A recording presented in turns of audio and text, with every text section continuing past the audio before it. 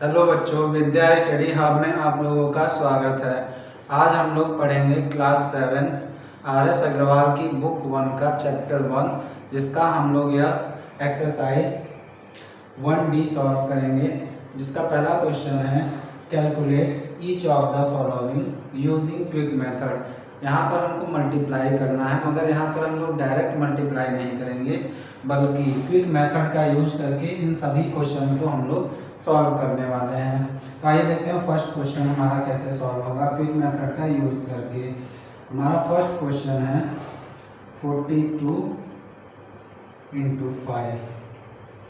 अब हम लोग इसको देखते हैं कि हम लोग 5 को क्या लिख सकते हैं। इस क्विक मेथड में हम लोग एक चीज़ ध्यान रखेंगे कि हमें केवल उसी नंबर को चेंज करना है जिसमें यूनिट डिजिट या तो 5 है या तो 0 है। तो यहाँ पर हमारा यूनिट डिजिट 5 है, तो हम 5 को चेंज करेंगे।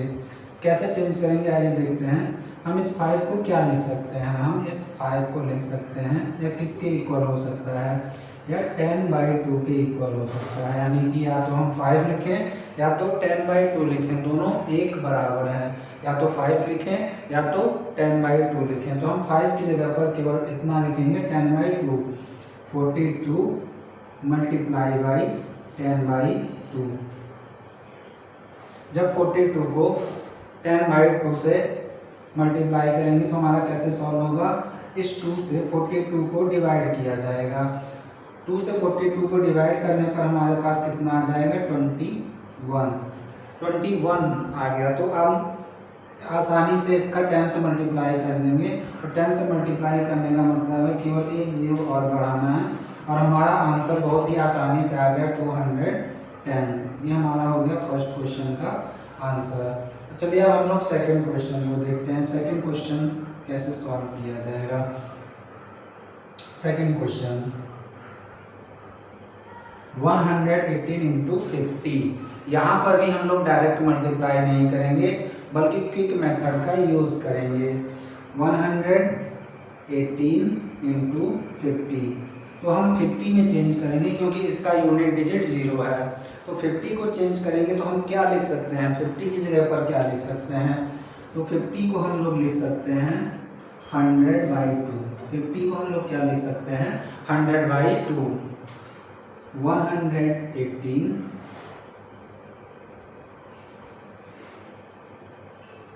मल्टीप्लाई 100/2। अब इस 2 से 118 को क्या करना है, हमको डिवाइड करना है। हमारे पास आ जाएगा 59, और इस 59 का जब 100 में मल्टीप्लाई किया जाएगा तो सिंपली 2 0 और बढ़ा देंगे तो हमारा आंसर आ जाएगा 5900। आई होप यह क्वेश्चन आप लोगों को बहुत ही आसानी से समझ में आ रहे होंगे। चलिए हम लोग अब थर्ड क्वेश्चन देखते हैं। थर्ड क्वेश्चन हमारा क्या है, 68 × 25। थर्ड क्वेश्चन है हमारा 68 × 25। चलिए थर्ड क्वेश्चन को सॉल्व करते हैं। 68 × 25।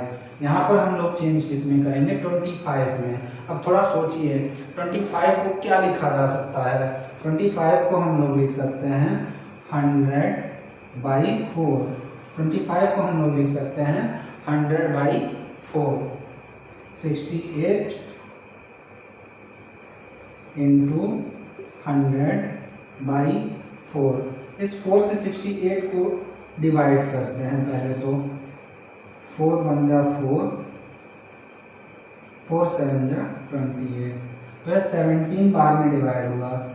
और लास्ट में हम 100 से मल्टीप्लाई करेंगे तो बस 100 का 2 0 यहाँ पर हमें लगा देना होगा। तो फाइनली हमारा आंसर आ जाएगा 1700 हमारा आंसर हो जाएगा। चलिए अब हम लोग फोर्थ क्वेश्चन को देखते हैं। फोर्थ क्वेश्चन हमारा क्या कहता है।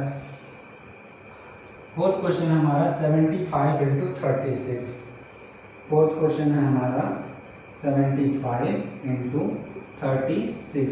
तो जैसा कि मैंने शुरुआत में ही बताया था कि हमें उसी नंबर पर चेंज करना है जिसका यूनिट डिजिट या तो 5 है या तो 0। यहाँ पर थोड़ा क्वेश्चन को घुमाया गया है। यहाँ पर 75 को पहले लिख दिया है और 36 को बाद में, लेकिन हम लोग चेंज किसको करेंगे, 75 को।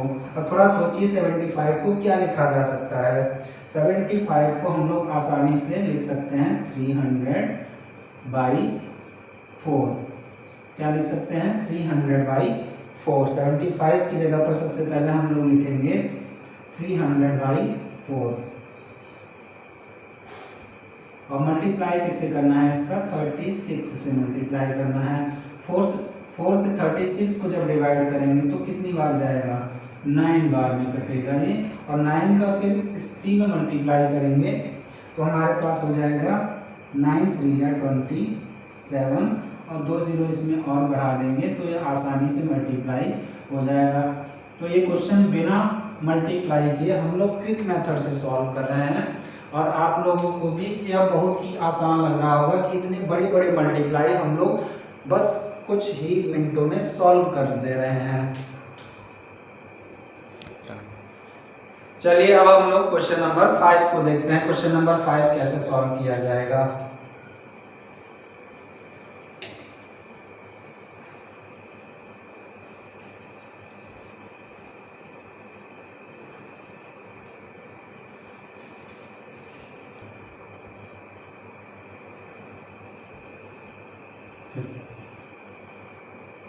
फिफ्थ क्वेश्चन है हमारा 125 इंटू 32 इंटू 9। चलिए देखते हैं कैसे सॉल्व किया जाएगा। 125 इंटू 32 इंटू 9। अब यहाँ पर देखिए हम लोग क्या चेंज करेंगे, हम लोग केवल उस नंबर को चेंज करेंगे जिसके यूनिट डिजिट में या तो 0 है और या तो 5। तो यहाँ पर हम लोग देख रहे हैं कि 125 में यूनिट डिजिट 25 है। अब जरा सोचिए कि इस 125 को हम लोग क्या लिख सकते हैं। इस हम 125 को हम क्या लिख सकते हैं, 125 या तो हम इसको 1000/8 भी लिख सकते हैं।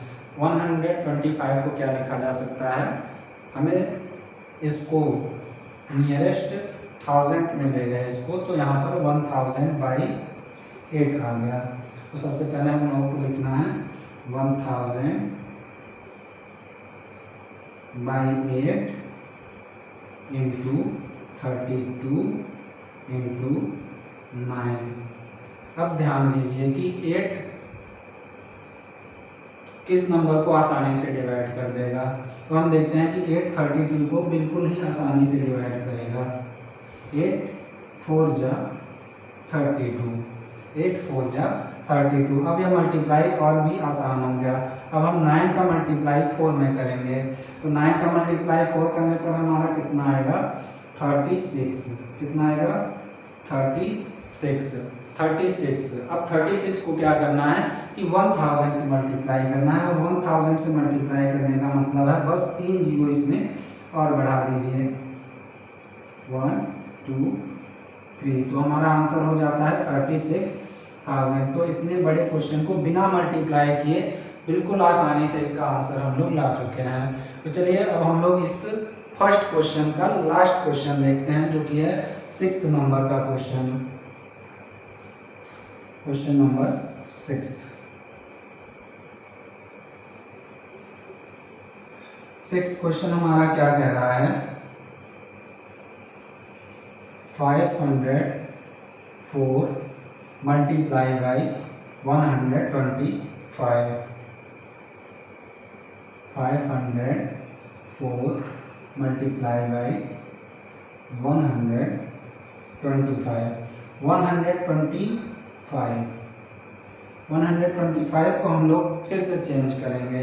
इसको हम लोग क्या लिख सकते हैं, 1000/8 लिख सकते हैं। 504 मल्टीप्लाई 1000/8 और 8 से 504 को डिवाइड करना है। 8 6 जा 48, 8 3 जा 24।